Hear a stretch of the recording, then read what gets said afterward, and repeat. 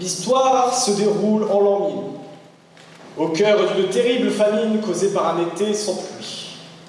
Yost, sa femme et leurs 3 enfants sillonnent les routes de Flandre à la recherche de terres fertiles. Ils croisent un vieillard qui leur recommande de prendre le chemin qui mène au château, tout en leur conseillant de ne pas passer par le bois, car il abrite un fossé que l'on surnomme le rond des sorcières.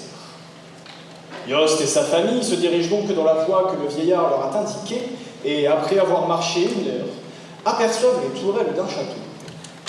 Arrivés devant l'épaisse muraille, ils trouvent porte close et aucun garde aux alentours. « Ohé, ohé !» leur crie-t-il. « Nos enfants ont froid et sont très fatigués. Pitié pour eux. »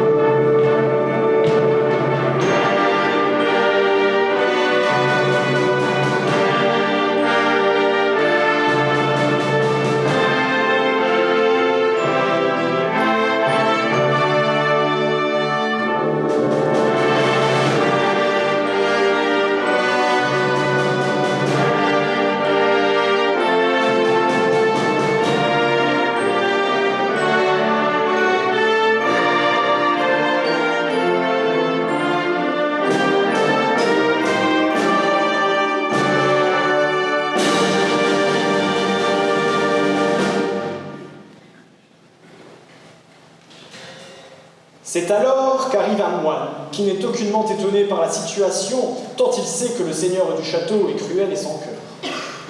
Passant par une porte dérobée, il entre dans le château, surprend le seigneur à sa table et lui dit « Qu'as-tu à manger de la sorte quand dehors des enfants ont faim? N'as-tu pas honte de leur jeter du vinaigre quand ils te demandent à boire ?» Le seigneur lui répondit « Qu'ils passent leur chemin, qu'ils me laissent en paix. » N'oublie pas, cependant, que tout le mal que tu leur fais, c'est à moi aussi que tu le fais, répliqua le moine. « Assez, vieux fou !» hurla le seigneur, « laisse-moi en paix ou je t'embroche !» Alors, d'une voix grave et profonde, le moine déclama « Que la malédiction du ciel soit sur toi !» et il disparut.